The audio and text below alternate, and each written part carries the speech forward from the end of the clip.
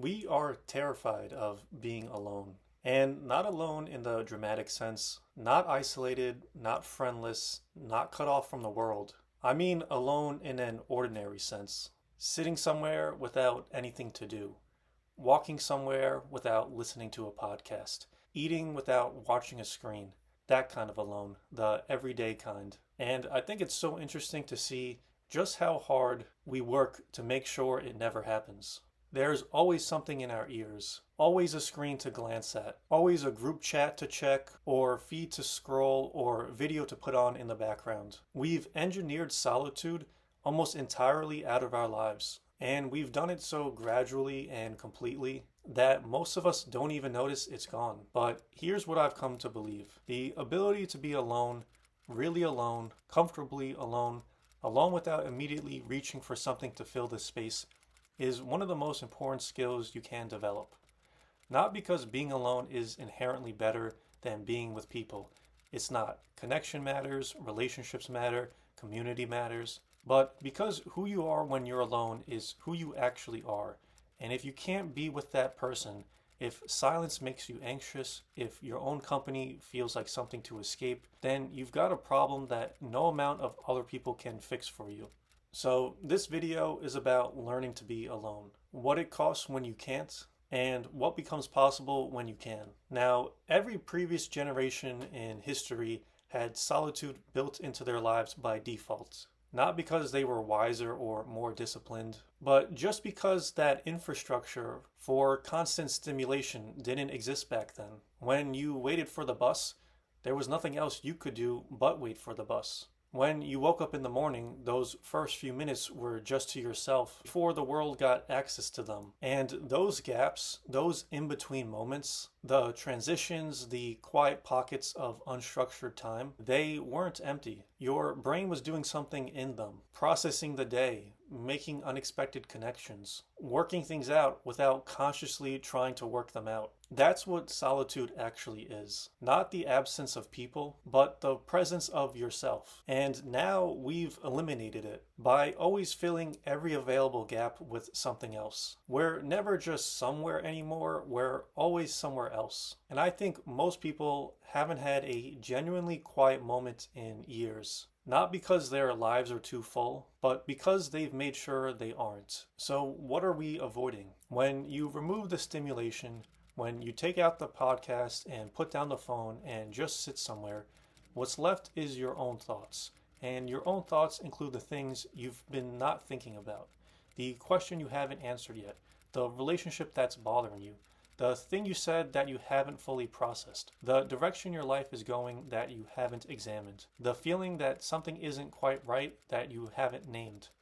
All of that is in there, and the solitude creates the conditions where it surfaces, and that's uncomfortable. So it's much more comfortable to just put something in your ears and not have to be with any of that. But here's the thing, the discomfort of solitude is a sign that there are things you haven't dealt with yet. And the constant stimulation isn't making those things go away, it's just postponing the encounter with them. So they're still accumulating in the background quietly while you scroll. The people who are most comfortably alone are usually not the people with the most sorted out lives. They're the people who have gotten used to sitting with unresolved things, who have learned that their uncomfortable thoughts don't actually hurt them, who have developed a kind of tolerance for their own interior that lets them be present with it without immediately trying to escape. And that tolerance is built through practice. So what does this inability to be alone actually cost you? You lose self-knowledge. This is the biggest one. Who you are, what you actually think, what you actually want, what actually matters to you underneath the noise of other people's opinions and the algorithm's influence, that only becomes clear in solitude. When you're constantly surrounded by input, you're constantly being shaped by it. Someone else's take on something becomes your take. The opinion you formed from the feed feels like your own opinion. The life that looked appealing on someone else's profile starts to feel like what you want. Solitude is where you figure out what you actually think without the input, without the influence, just you and the question. You lose the ability to make real decisions, the ones that matter, about your life and your direction and what you're doing with your time. Requires a kind of quiet that's hard to find when you're always consuming. You can't think clearly about where you're going when there's always something competing for your attention. The big questions get pushed to some future moment when you'll finally have time to think. And that moment never comes because you never create it. You lose creative capacity.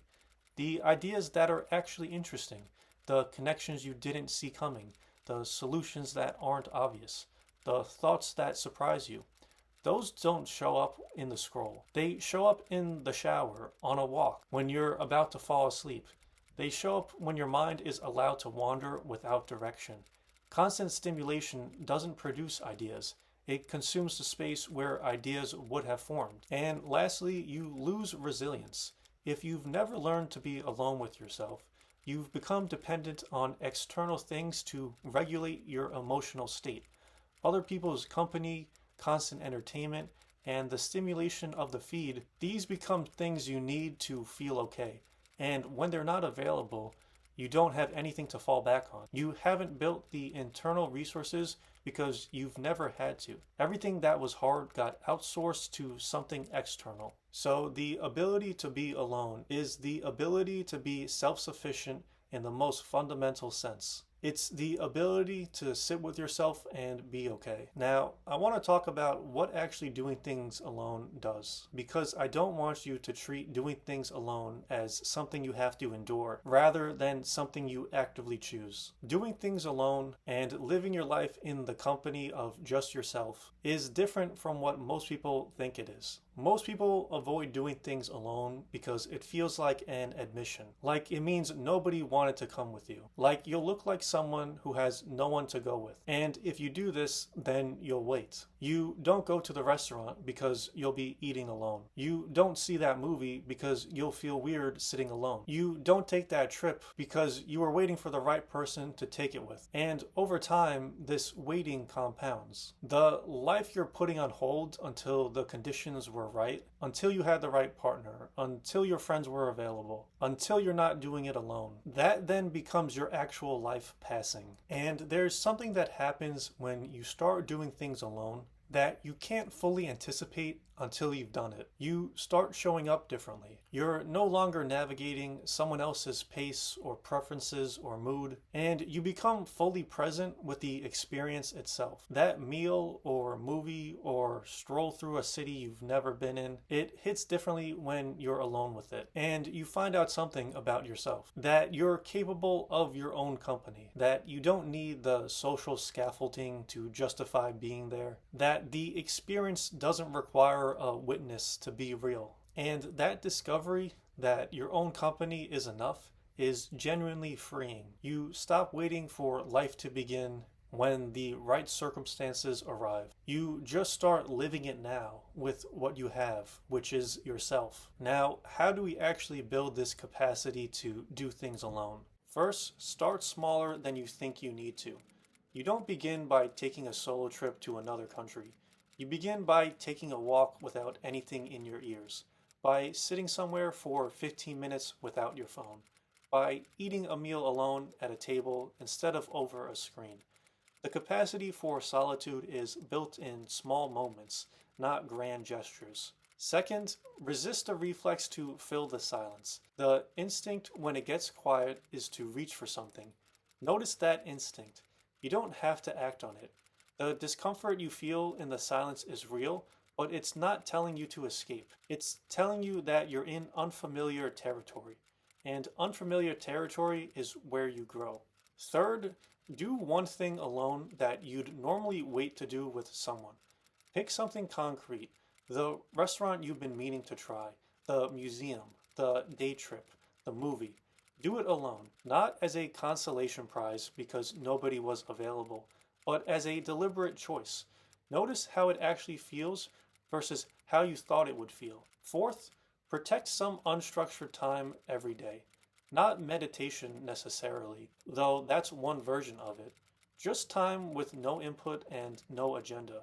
The walk, the drive in silence, the morning before the phone comes on. Even 15 minutes where your mind is allowed to wander without being directed. This is where the processing happens. where the thoughts find their way to the surface, where you start to know yourself again. And the fifth and last thing is to journal, or don't, but write something. There's a particular value in writing to yourself with no audience, not for posting, not for anyone else, just the practice of putting your thoughts somewhere outside of your head where you can look at them. It creates a relationship with your own interior that's hard to develop any other way. You find out what you think by watching yourself say it. And here's the reframe I keep coming back to on this. Being alone is a relationship with yourself. And like any other relationship, it requires time and attention and showing up when it's uncomfortable.